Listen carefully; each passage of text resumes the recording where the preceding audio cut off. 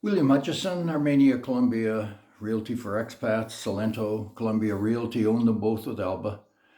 I hope today's video doesn't get too convoluted, complicated. I'm just trying to bring out some major points, and it's not going to appeal to everyone.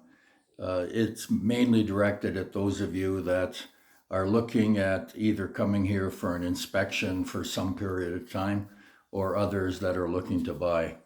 We've made a couple of major changes in the way that we're going to operate here based on the way we're being treated and our interest, our ability to operate outside of the system that we don't like. And one of the issues here, as I mentioned before, is no MLS, so there's no discipline. Just to make a general statement, and I've covered it off in another video, real estate here is a mess. And if you don't believe me, have a look on the YouTube channel for Langon, Langon, and Alan Gongora, who's the American lawyer operating Langon out of Medellin, makes the comment frequently about how messed up real estate is in Colombia and how careful you have to be if you're getting involved in the real estate business here. If you want to go on your own and do, the things that we can do for you at minimal cost, then go ahead, good luck. Because anything that you are used to where you live now is completely out the window when you come here. So let's get into the details. I'm not going to give you a lot of examples of why we're doing this because there's many. I'll just highlight a couple of them. In the last 2 months, we've had 3 commission arguments with people that want more than they're entitled to.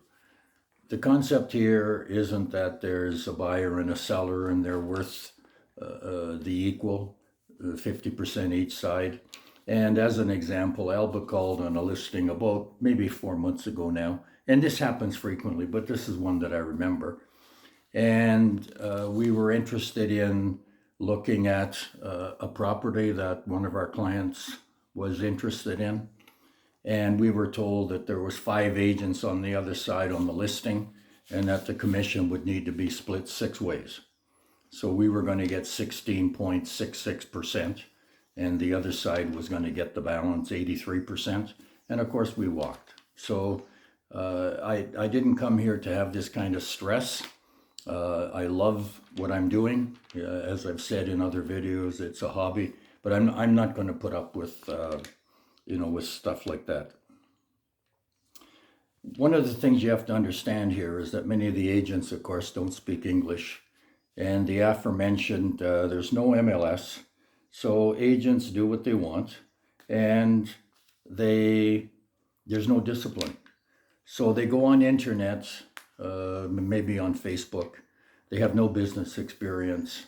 They have no finance experience. They're not very professional.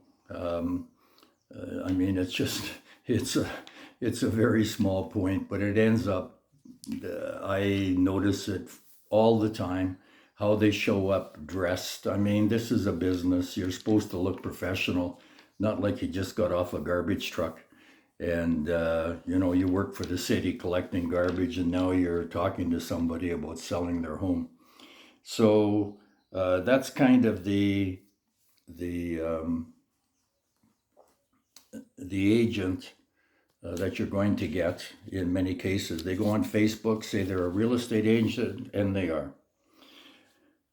So now we're going to move to being consultants. And what does that do for us? It takes us out of the commission argument and the fact that we aren't sharing in commission. So there's nothing to be talking about.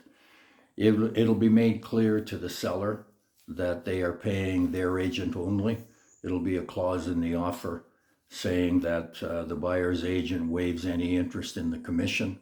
So What does that do? It does two things. It puts the seller on notice that they're not going to have to pay the 3% normal here. They should only be paying 1.5%. If they want to pay more, that's up to them. And it also helps with the offer. And I'll just give you an example. Let's say you're buying for 100,000 US. I'll convert the pesos to US. The commission on that on our side would be $1,500.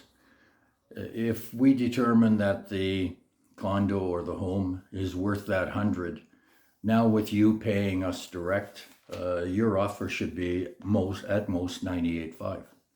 You're assuming the commission that the seller should be paying, so that should be a reduction in the offer. Now, the other side of that coin is there's no comparables here.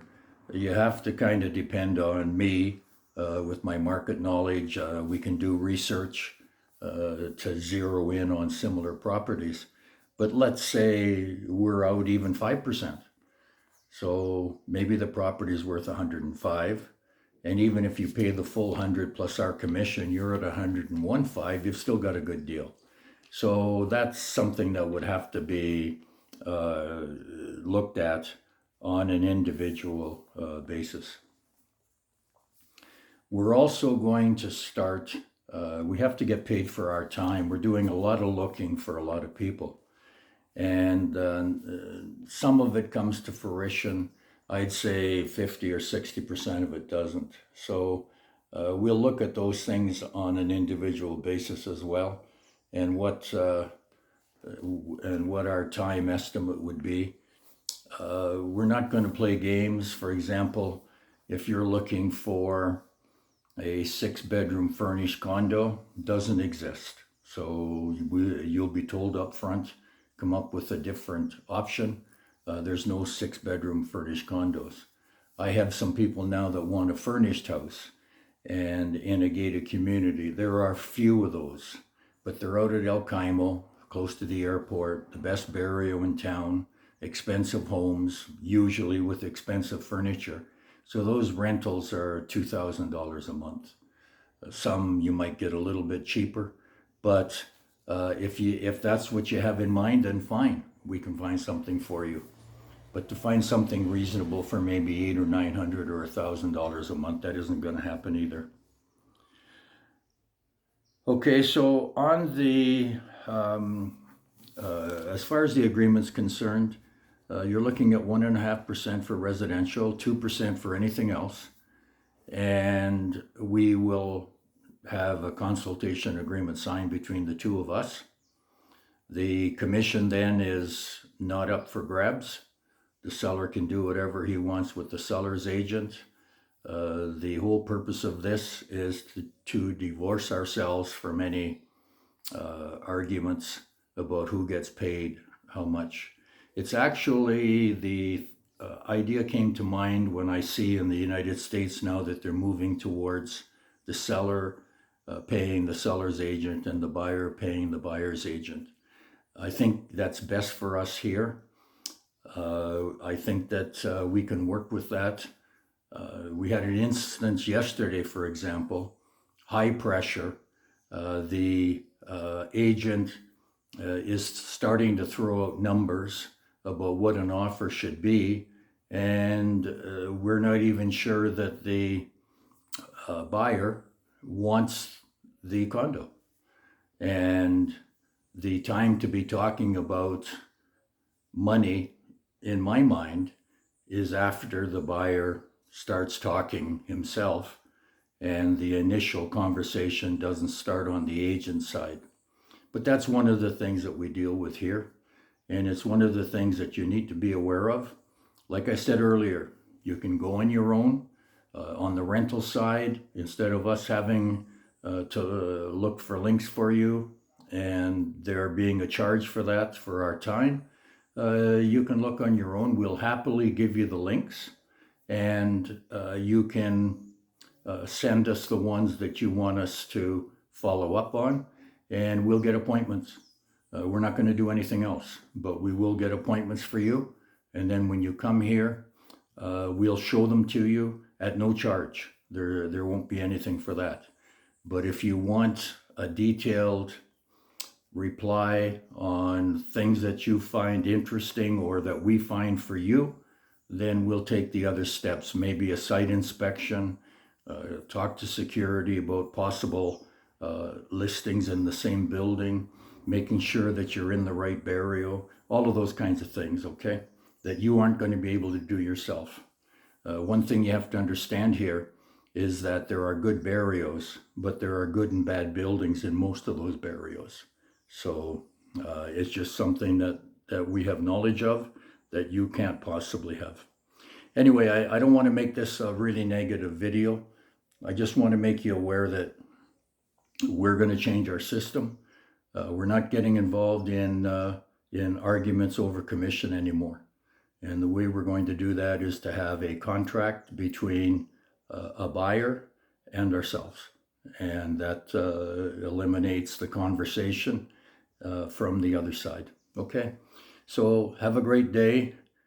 William Hutchison, Armenia Colombia Realty for Expats, Salento Colombia Realty. I live in paradise, and you can too.